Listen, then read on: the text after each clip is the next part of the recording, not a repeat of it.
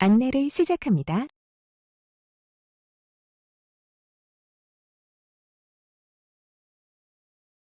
안녕하십니까. 오늘은 재미로 듣는 지표의 내피썰 시간입니다. 오늘의 메인은 트럼프인데요.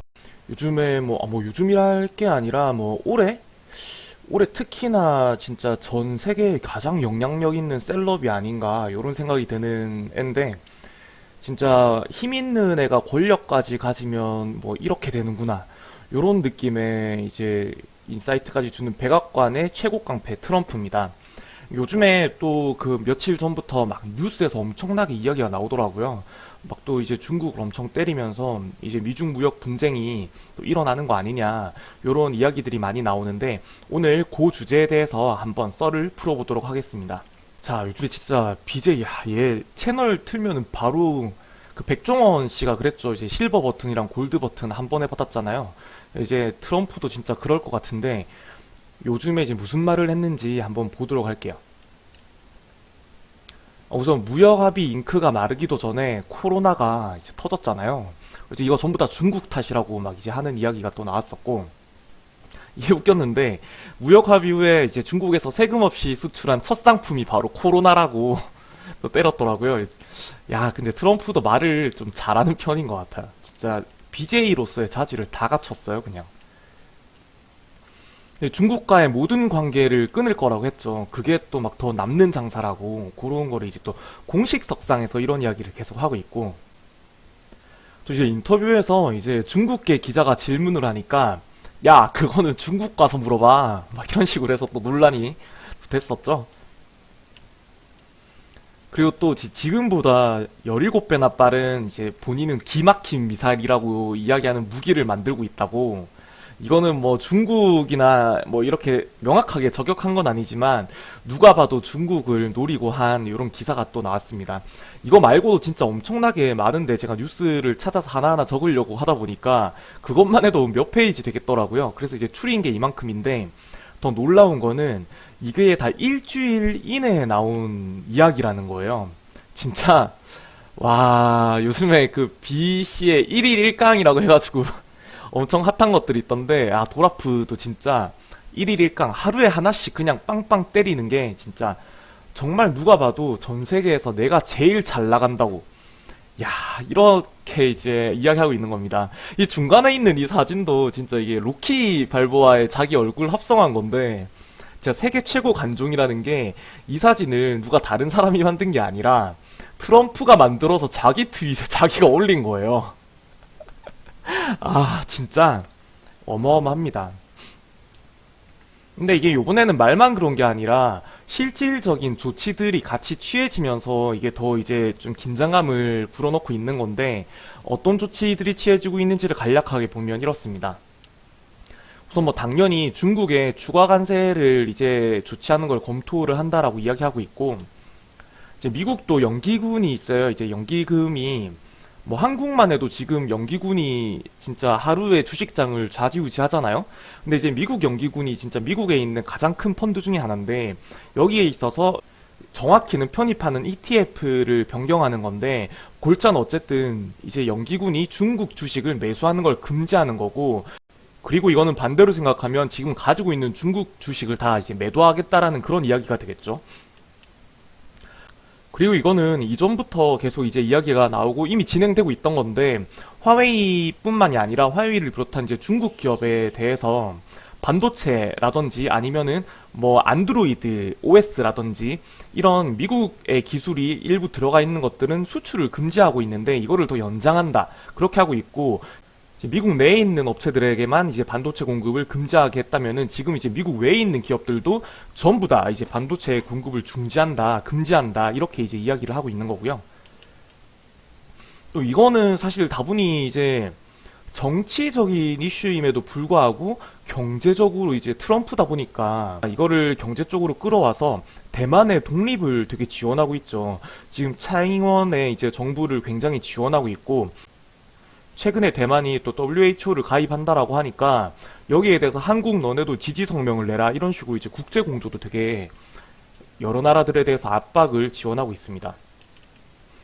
또 이제 미국 내에 있는 중국 기업에 대한 회계 감사를 하겠다라고 이야기하고 있어요. 또 뭐 열심히 살펴보고 있다. 이렇게 이야기를 하고 있는데 이거는 조금 진짜 해야 되는 게 아닌가 싶긴 한데 그 넷플릭스에 보면 차이나 허슬이라는 영화가 있어요.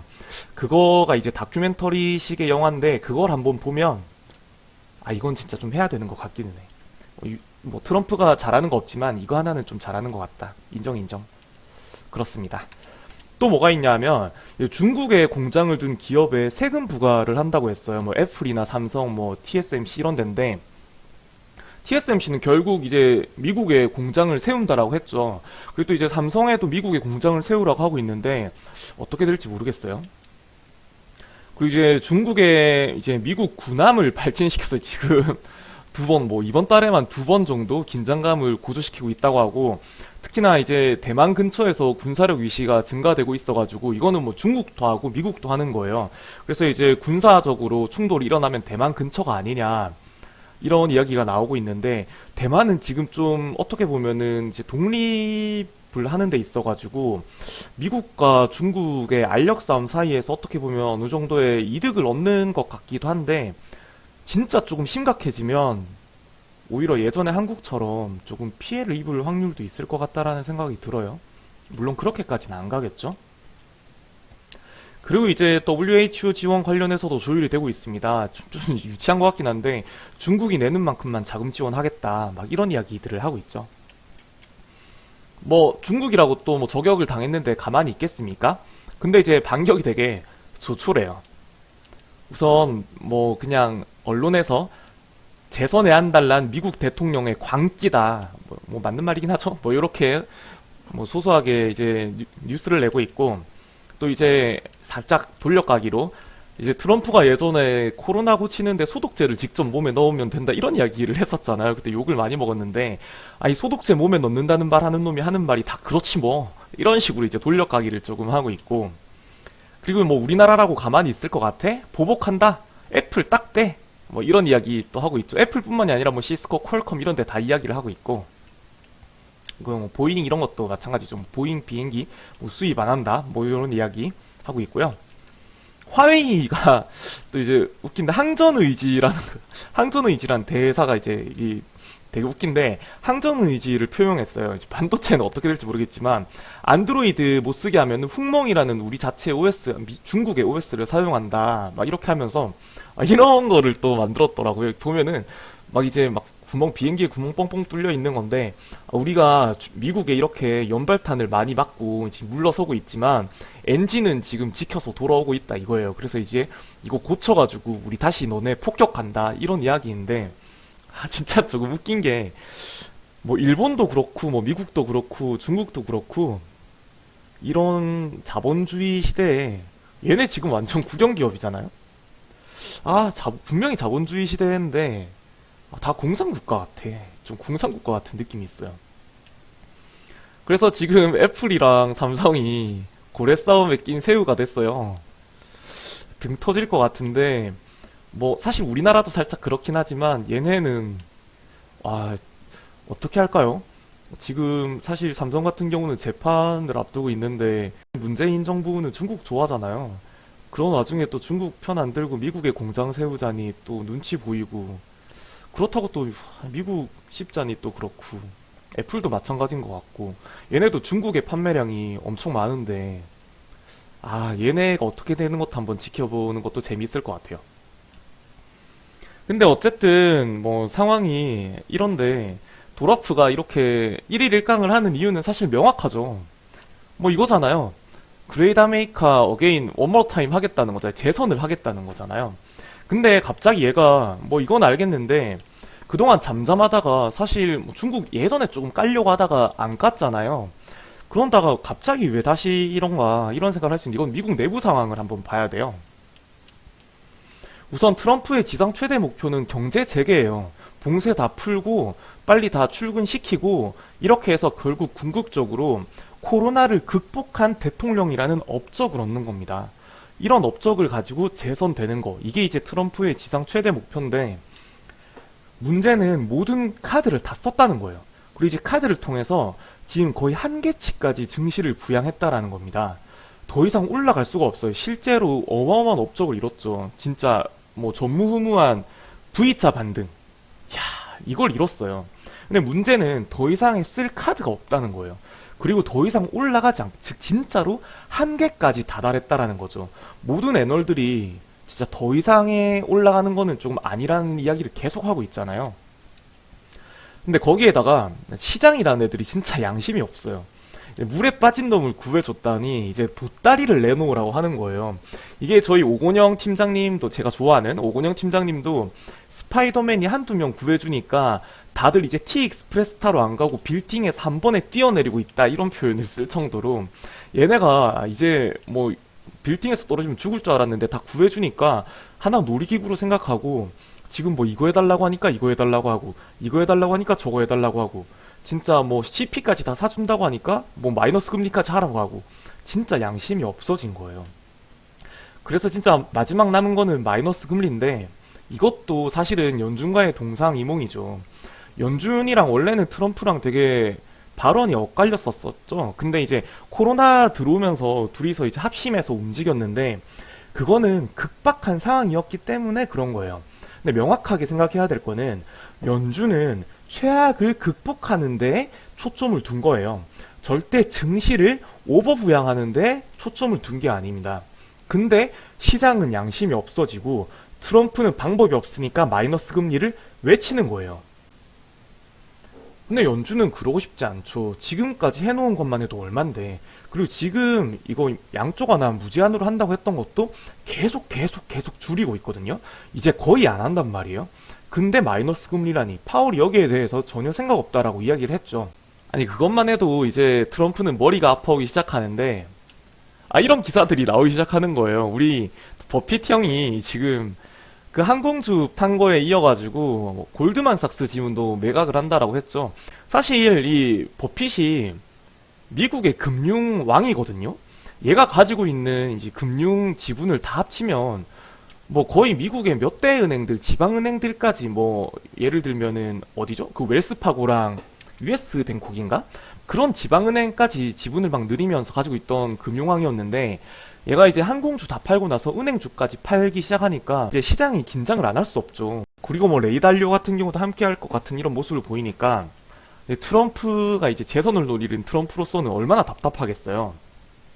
그런 와중에 트럼프 눈에 띈 게 바로 일본이에요. 이거죠. 사실 이게 진짜 우리나라 사람으로서는 너무 이게 화가 나는 건데, 임진왜란 전법을 그대로 쓰는 거예요. 사실 이제 모든 카드를 다 썼음에도 불구하고 상황이 더 좋아지지 않을 거니까, 그리고 시장이 너무 양심이 없다 보니까 지금부터 안 좋아지면은 트럼프가 사실상 한 게 많음에도 불구하고 트럼프에 대한 욕을 많이 할 거거든요. 그러니까 트럼프가 이 불만을 외부로 다 밀어버리려고 한 거예요. 중국으로. 진짜 우민들아, 적은 내가 아니라 중국이다, 이런 식으로 밀어버리려고 일본을 따라하는 거예요. 임진왜란 전법. 진짜 일본이 국내가 통일되고 나서 끌어오르는 이 힘을 주체할 수 없으니까 내부가 분열될 것 같으니까 그거를 우리나라 조선으로 넘긴 거잖아요. 지금도 아베가 뭐 할 것만 없으면 우리나라 진짜 만만하게 보면서 다 한국 이런 얘기 하잖아요. 그대로 따라하는 거예요. 이거 진짜 전부 다 중국의 문제고 중국 때문이지 나 때문이 아니다, 이런 식으로 진짜 때리기 시작한 겁니다. 진짜. 근데 이게 진짜 효과적인 방법이거든요.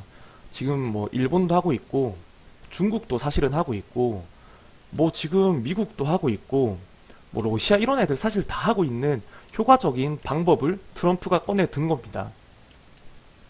아니, 어쨌든 그걸 떠나서 우리가 중요한 건 이거잖아요. 그래서 진짜로 싸울 거냐?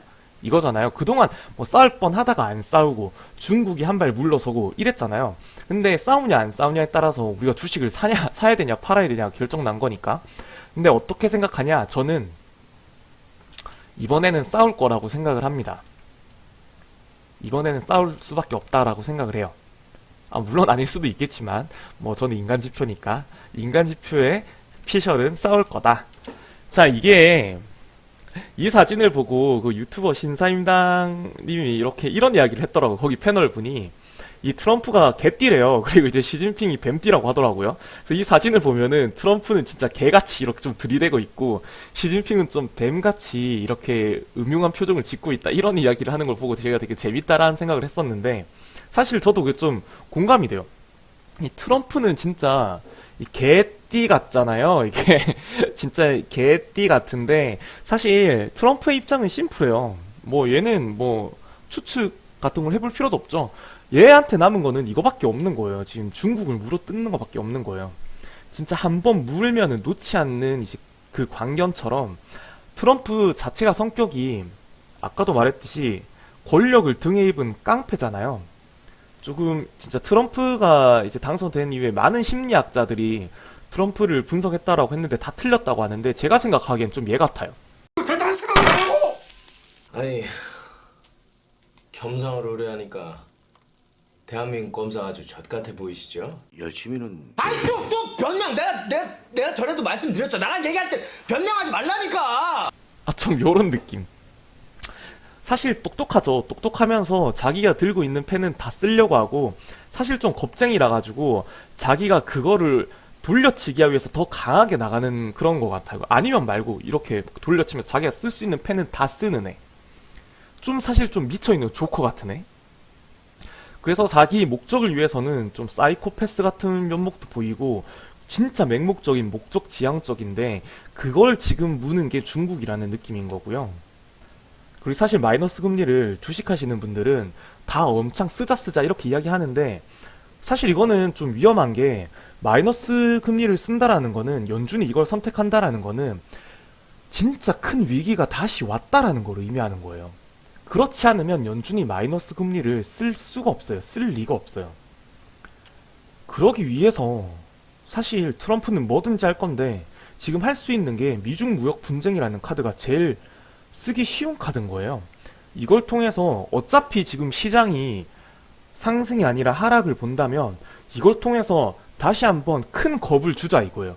큰 겁을 주게 되면은 지금 상황에서는 오히려 더 패닉이 나올 수밖에 없고 그렇게 되면 연준도 어쩔 수 없이 마이너스 금리를 쓸 수밖에 없거든요. 지금 이 마이너스 금리를 쓸지 안 쓸지 사실 궁금하긴 한데 아니 마이너스 금리라는 게 근데 사실 은행에 돈을 맡기면은 우리가 통상 생각하는 것처럼 뭐 100만 원을 맡기면 1년 뒤에 99만 원을 준다 이런 게 아니라 이제 중앙은행이 가지고 있는 지급 준비금에 대한 예치금을 수치를 낮추겠다 그러니까 대출을 늘리겠다 이런 이야기이거든요. 그래서 이제 주식이 더 호황이 된다 이런 이야기인데 연준은 안 쓰려고 하지만 어쨌든 주식 시장이 예전에 3월 22일처럼 가면은 연준은 어쩔 수 없이 다시 써야 돼요. 그리고 그걸 위해서 그걸 유도하기 위해서 중국을 사용하는 그런 느낌을 사실은 많이 받는 거죠. 그렇게 된다면 이제 시나리오가 이제 트럼프가 생각하는 시나리오처럼 미중 무역 분쟁을 통해서 다시 한번 주식 시장에 큰 어택이 강해지고 그렇게 한번 푹 꺾이는 와중에서 트럼프가 봐라 너 마이너스 금리 해야 되지 않냐? 라고 연준한테 이야기를 해서 연준이 마이너스를 금리를 쓰게 되고 그렇게 해서 주식 시장이 더블 딥을 거쳐 다시 올라온다면 그때 사람들이 기억하는 거는 트럼프가 이겼다 이 결과밖에 없는 겁니다. 그리고 시기상으로 적절하게 이게 11월 즉 미국 대선이 일어날 때쯤이 될 수밖에 없는 거죠.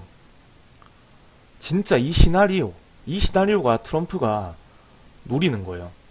근데 사실 트럼프가 이렇게 이 시나리오를 노린다라는 거는 누구나 생각할 수 있는 거예요. 뻔하죠. 더 중요한 거는 근데 사실은 중국이에요. 그동안 중국이 사실은 정면 돌파는 안 하려고 했거든요. 근데 이번에는 조금 다를 것 같아요. 도광양회, 화평굴기, 돌돌 피빈. 이게 뭔가 하면 이제 중국에서 이제 쭉 이야기하는 어떻게 보면 반세뇌 같은 이야기인데 어둠 속에서 힘을 기르고 화평한 상태에서 굴기, 즉 일어난다라는 거죠. 그리고 강하게 상대를 압박하기 시작한다 이런 이야기이고 이거 세 개가 의미하는 거는 네 글자로 표현하면 중국 굴기입니다. 얘네는 전 세계가 중국으로 진짜 돌아간다라는 중화 사상을 절대 버릴 수 없는 나라예요. 지금 미국에 조금 접고 있는 것처럼 보이지만 진짜 능구렁이처럼 지는 척 몸을 휘감고 한 방을 노리고 있는 그런 겁니다. 진짜 그 개 같은 트럼프와 뱀 같은 시진핑, 이 띠가 진짜 너무 적절하지 않나라는 생각이 드는데, 지금까지는 몰라도 앞으로는 트럼프의 이미지 말입니다. 그래서 사실 트럼프는 지금 국내의 모든 사람들을 모으려고 하고 있지만, 공동적인 적을 설정함으로써 모으려고 하고 있지만, 시기적으로 어쨌든 트럼프의 적이 생길 수밖에 없는 시기고, 적의 적은 나의 동지일 수밖에 없는 상황인 거죠. 그러니까 지금부터는 조금 뻗대도 나를 동조해주는 뉴스들이 나올 거다, 이런 생각을 할 수 있는 거예요.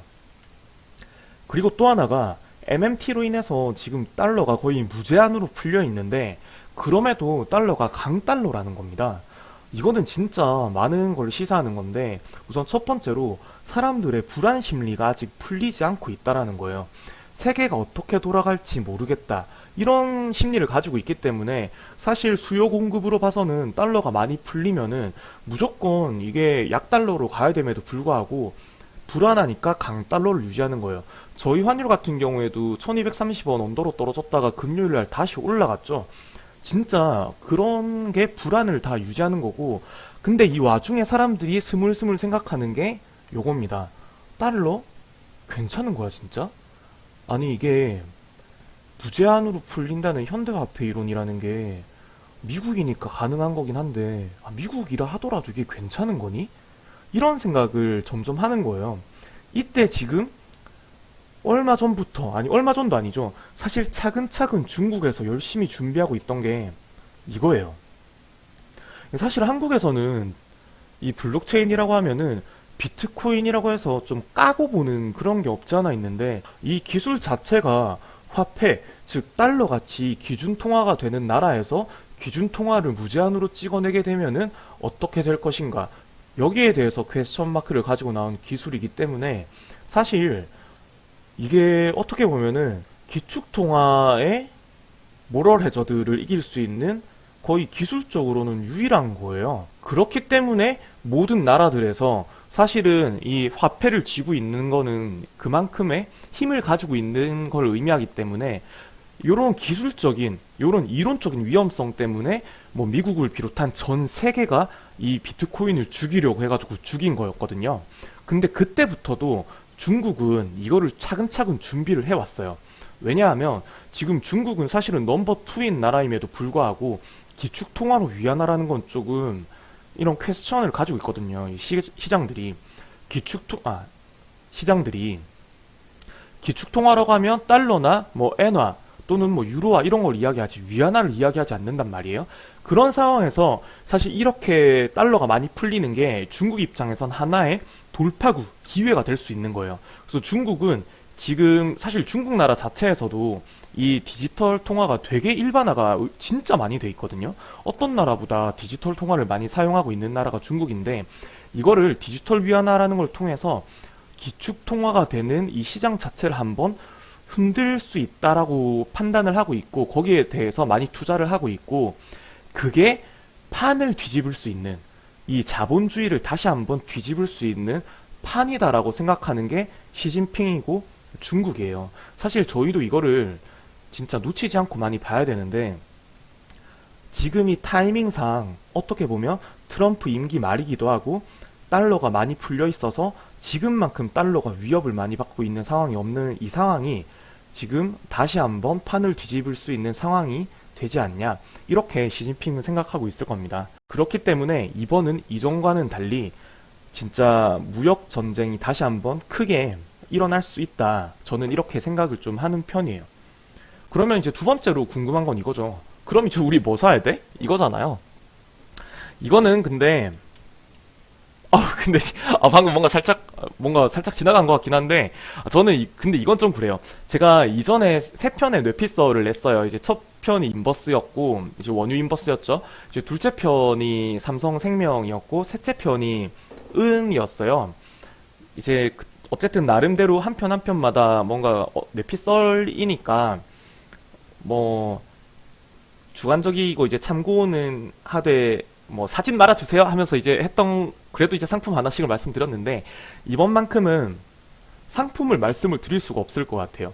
물론 뭐 뭐 이제 하방으로 가면은 돈을 버는 핫한 그런 상품들도 있고, 또 이제 뭐 미중 무역 분쟁에 대한 테마주들도 있겠죠.